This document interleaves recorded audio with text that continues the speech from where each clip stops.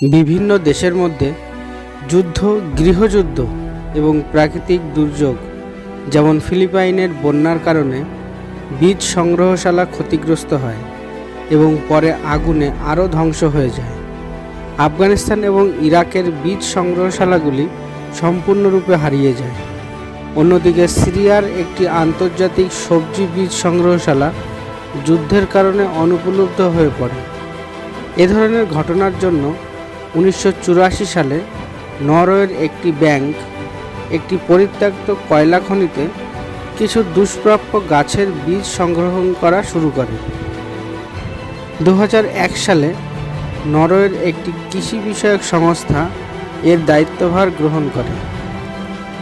2004 সালে ক্যারি ফাউলের নেতৃত্বে সাভার ওয়ার্ল্ড নামে একটি জায়গায় দীর্ঘমেয়াদী একটি স্টোরেজ তৈরি করা হয়। 2006 সালের 19 জুন নরওয়ে, সুইডেন, ফিনল্যান্ড ও ডেনমার্ক এবং আইসল্যান্ডের প্রধানমন্ত্রী আনুষ্ঠানিকভাবে এর শিলান্যাস করেন। 26 ফেব্রুয়ারি 2008 সালে আনুষ্ঠানিকভাবে এটি নতুন করে শুরু করা হয়।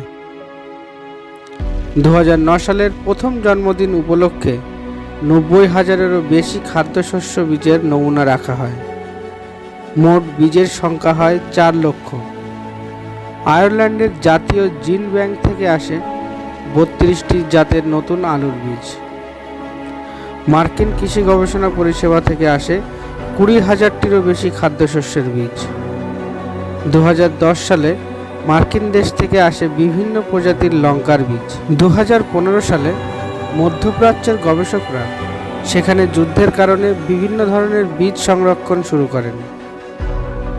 2016 সালে প্রাকৃতিক দুর্যোগের কারণে এই ভল্টের মধ্যে প্রচুর জল ঢোকে, কিন্তু কোনো বীজের ক্ষতি হয়নি। 2019 সালে এর ডিজাইনের কিছুটা পরিবর্তন করা হয় এবং আগের চেয়েও শক্তিশালী ও মজবুত করা হয়। এর ফলে আগের চেয়ে বড় দুর্যোগের ভেতরেও রাখা কয়েক লক্ষ বীজ যেন সদা সুরক্ষিত থাকে তা নিশ্চিত করা হয়। 2021 সালের জুন মাস পর্যন্ত এখানে 10,81,026-টিরও বেশি প্রজাতির ফসল বীজ সংরক্ষণ করা হয়। এটি সমুদ্রপৃষ্ঠ থেকে 130 মিটার উচ্চতায় একটি বেলে পাথরের পাহাড়ের মধ্যে বানানো হয়েছে, যার ফলে এর উপরে থাকা বরফের চাদর গলে গেলেও জায়গাটি শুকনোই থাকবে।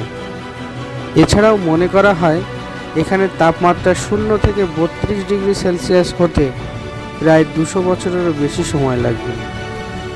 যুদ্ধের কারণে সিরিয়ার খাদ্যশস্যের প্রচুর ক্ষতি হয় এবং তাদের বীজ সংগ্রহশালা ধ্বংস হয়ে যায়, যার ফলস্বরূপ 2015 এবং 2017 সালে সিরিয়ার জমা করা অনেক বীজ তারা নিয়ে যায় এবং সেই বীজ দিয়ে তারা নতুন ফসল ফলানো শুরু করে।